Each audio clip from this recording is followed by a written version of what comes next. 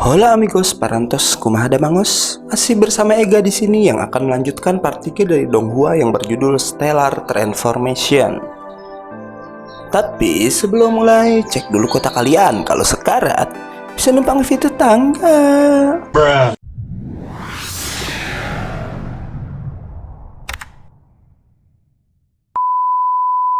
Sambil melakukan pembakaran pada batu besi, Feng menceritakan niatnya untuk menaikkan tingkatannya agar ia menjadi abadi. Dia pun sangat senang karena itu bisa jadi lebih mudah berkat Lin Qi yang akan dia dapatkan dari batu yang diberikan Xiaoyu. Feng juga menceritakan kalau dulu di pulau kultivasi Qinlong pernah terjadi pertempuran besar antara para master kultivasi melawan seorang sosok misterius yang berakhir dengan kematian para master itu. Konon, sosok itu mempunyai kekuatan seperti matahari yang bisa membakar langit dan menghancurkan bumi. Tapi akhirnya ia pun mati karena tersambar petir saat ingin menaikkan tingkatannya sendiri. Tapi sebelum dia meninggal, ia membentuk 3 diagram yang disebarkan di Pulau Qianlong itu yang berisi tentang Stellar Transformation. Tentang bagaimana matahari bisa didapatkan dan siapapun bisa mempelajarinya. Setelah mendengar cerita tentang sosok misterius yang mempunyai kekuatan luar biasa itu, Xiaoyu berniat untuk melawan batasannya sendiri sambil menunggu Paman Feng menyelesaikan pembakaran Lin Qi-nya. Xin berpindah pada Raja Qin yang telah mengetahui kalau Kaisar Chu telah mengirim mata-matanya, membuatnya semakin waspada walau saat ini sudah tak ada pergerakan dari penyusup itu. Feng terus melakukan pembentukan Lin Qi sementara Xiaoyu selalu berlatih keras setiap harinya. Xiaoyu sedikit frustasi karena kini ia yang sudah mencapai tahap akhir tingkat pertama Hotian, tak tahu caranya untuk naik ke tingkatan kedua yaitu Xiantian.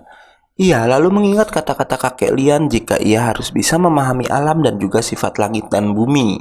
Ia lalu melanjutkan kultivasinya dan setelah membuka mata, penglihatan Xiaoyu berubah tajam dan bukan hanya itu karena pendengarannya juga meningkat. Di tempat lain, Feng telah menyelesaikan proses pembakarannya dan terlihat batu itu telah berubah bentuk menjadi beberapa senjata termasuk pedang dan sarung tangan pesanan Xiaoyu. Xiaoyu yang awalnya merasa apa yang dilihat dan yang didengarnya adalah halusinasi, akhirnya mengetahui jika ia telah berhasil naik dari Hotian menjadi Xiantian. Kembali pada Feng yang menunjukkan pedang Lin Qi-nya pada sang raja, ia pun lalu memberikan beberapa pedang lainnya pada Raja Qinde. Raja Qin sangat senang dan berterima kasih pada Feng, namun Feng bilang berterima kasihlah pada Xiaoyu. Dan Raja menjanjikan hadiah pada putranya itu. Tapi saat mencari Xiaoyu ternyata dia sudah pergi setelah mengambil pedang dan sarung tangan Lin Qi buatan Feng. Raja sempat marah karena Xiaoyu yang menemukan batu besi hanya mendapatkan sedikit item. Namun akhirnya ia mengetahui itu Xiaoyu lakukan karena ia ingin memberi sisa batunya pada sang raja. Ternyata Xiaoyu pergi sebagai asasin dan mengambil misi pada seorang wanita yang menggunakan satu penutup mata. Dan ternyata misinya adalah untuk membunuh mata-mata dari kerajaan Chu. Saat itu Xiaoyu melihat mata-mata yang bernama Zhensu sedang memegang salah satu diagram pembuka surga yang akan ia berikan pada kaisar. Xiaoyu lalu menampakkan diri dan ia pun langsung diserang oleh dua adik Zhensu. Para pembunuh itu sudah mencapai tahap Xiantian sama seperti Xiaoyu. Xiaoyu mengeluarkan sarung tangan Lin Qi-nya yang membuat dua pembunuh bocil itu sangat kesulitan.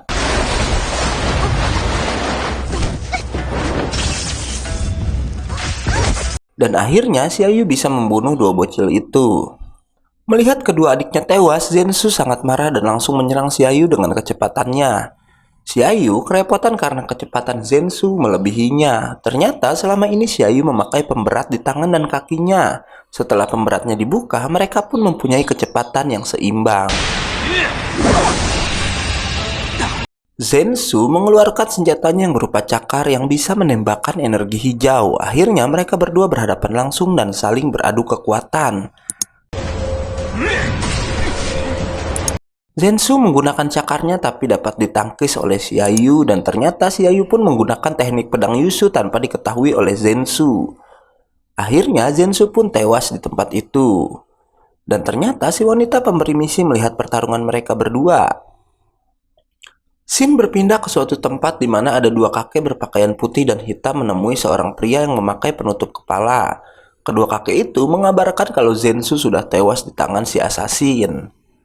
Sementara di kerajaan Chu, sang kaisar sangat marah dengan kematian Zensu yang merupakan orang kepercayaannya dan berkata dia akan membalas dendam pada kerajaan Qin. Dia pun memanggil seorang komandan bernama Yi Feng untuk menemui seseorang bernama Zhu San yang telah berhasil menangkap binatang buas yang langka. Kaisar menyuruh Yi Feng menukar binatang itu dengan diagram lain yang dimiliki oleh kerajaan Chu. Di tempat lain, Xiaoyu masih bingung apa sebenarnya kegunaan diagram surga yang ia rebut dari Zhensu. Sampai pagi tiba, akhirnya Xiaoyu memutuskan untuk pulang ke kerajaan Qin. Scene berpindah lagi pada Yi Feng yang akan melakukan pertukaran dengan Zhu San. Yi Feng memberikan diagramnya pada pria tua itu, tapi saat tentara Chu akan mengambil binatangnya, tiba-tiba ada asap beracun dan ternyata itu adalah perbuatan kakek Lian. Kakek Lian dibantu dua orang kakek berpakaian hitam yang langsung membunuh Zhu San dan kemudian menyerang prajurit kerajaan Chu.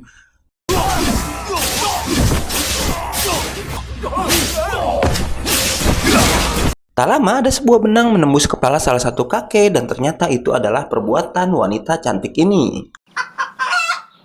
Anjir, gua kira awalnya cewek. Ternyata orang ini adalah ayah Yi Feng yang bernama Yi Qingyu. Ternyata Yi Qingyu adalah musuh lama kakek Lian dan mereka pun langsung berduel. Kedua kakek ini terlihat sama kuat karena bisa menyerang satu sama lain. Sementara di bawah mereka terjadi pertarungan lain antara Yi Feng melawan kakek berbaju hitam tadi. Lagi-lagi kedua kakek beradu kekuatan sampai-sampai benturan energi mereka tak sengaja terlihat oleh Xiaoyu yang sedang menuju kerajaan Qin. Tak lama kakek Lian berhasil diikat menggunakan benang dan lalu dihujani ribuan jarum oleh Qingyu. Walau sedang terkena serangan, kakek Lian masih bisa menyerang balik Qingyu dengan senjatanya. Pertarungan pun berakhir imbang karena akhirnya kakek Lian tewas, begitu juga dengan Yin Qingyu. Xiaoyu yang marah atas kematian gurunya mengamuk dan membantai semua prajurit Chu termasuk Yi Feng. Dan setelahnya ia membawa jasad pria tua itu. Xiaoyu sangat terpukul dengan kematian gurunya, ia bahkan tak mau ditemui siapapun termasuk ayahnya sekalipun. Hingga suatu hari Xiaoyu mulai bangkit lagi dan bilang ia tak akan mengecewakan kakek Lian. Ia lalu mengambil diagram surga yang kemudian ia masukkan ke dalam tubuhnya. Setelah itu, Xiaoyu sedikit terkejut karena ternyata diagram itu bisa merubah bentuk reikinya yang menjalar di kedua lengannya. Ia pun lalu berlatih menguasai energi tersebut. Setelah itu, Xiaoyu pun pergi ke ruang senjata untuk menaruh diagram surga yang sudah berhasil ia kuasai. Saat akan pergi, ia merasa ada energi aneh yang membawanya pada sebuah kotak. Xiaoyu mengambil kotak itu yang ternyata diagram surga bagian kedua yang tadi dibawa Yi Feng. Saat memegang diagram itu, Xiaoyu merasa ada yang aneh dengan kotaknya. Ia mengetuk-ketuk kotak itu dan ternyata ada diagram lain yang tersembunyi di sana. Ia lalu pergi ke ruang bawah tanah karena ayahnya sedang memanggil anggota kerajaan untuk berkumpul. Raja Qin memberitahukan bahwa sepertinya sebentar lagi ia akan naik ke tingkatan Sang Tian dan akan menjalani 49 rintangannya. Ia sangat yakin bisa melewati semua itu walau kemudian ia berkata jika gagal maka dirinya akan mati. Ketiga anaknya merasa khawatir tapi sang raja kemudian menenangkan mereka. Raja lalu membagi tugas untuk mengurus kerajaan kepada kedua kakak Xiaoyu. Sedangkan Feng dan yang lainnya bertugas mengantar sang raja. Xiaoyu bersikeras untuk ikut dengan ayahnya dan ayahnya menolak dengan tegas permintaan putranya itu apalagi Xiaoyu belum menjadi seorang Xiantian. Xiaoyu yang memang belum mengatakan ia telah naik ke tingkat Xiantian lalu menunjukkan kekuatannya dan beradu pukulan dengan kakek berbaju hitam. Walau menang, ayahnya tetap tak mengizinkan Xiaoyu untuk ikut bersamanya. Xiaoyu sedikit kecewa walau sudah berlatih hingga tingkat Xiantian, ayahnya tetap tak mengakui kekuatannya. Ia lalu memutuskan berlatih dengan diagram kedua dan terlihat diagram itu membentuk reikinya menjadi sebuah armor. Scene lalu berpindah pada Kaisar Chu yang ditemui seorang pria bernama Tuan Lan. Tuan Lan memberi kabar kalau sebentar lagi Raja Qin akan menjalani ujiannya. Kaisar Chu khawatir kalau Raja Qin akan berhasil naik menjadi Sang Xian dan akan mengalahkannya. Sang kaisar lalu bilang dia akan mengirim dua bersaudara bernama Wude dan Wuxing untuk menggagalkan kenaikan Raja Qin. Ia lalu menemui dua bersaudara itu untuk meminta bantuan mereka yang ternyata kedua orang tua itu sudah berada di tingkatan sangsian juga. Sang kaisar lalu memberikan imbalan sebuah botol kecil yang membuat dua orang itu langsung menyetujui kemauannya. Sementara si Ayu yang menjadi assassin terus menjalankan misi pembunuhan pada orang-orang jahat. Terlihat ia telah menguasai diagram ketiga yang membuatnya mempunyai armor yang tahan pada serangan lawan. Suatu malam, wanita yang selalu memberikan misi padanya bilang kalau ada seorang yang ingin menemuinya. Keesokan harinya, si Ayu menemui orang itu yang ternyata si kakek berbaju hitam yang waktu itu berada di istana Qin. Si pria tua langsung menyerang si Ayu, lalu part 3 pun selesai. Akhirnya kelar dan besok nggak usah nunggu kita upload karena seperti biasa Gak Yakin Movie libur tiap Sabtu Minggu. Gue Ega undur diri dan Gak Yakin Movie pamit.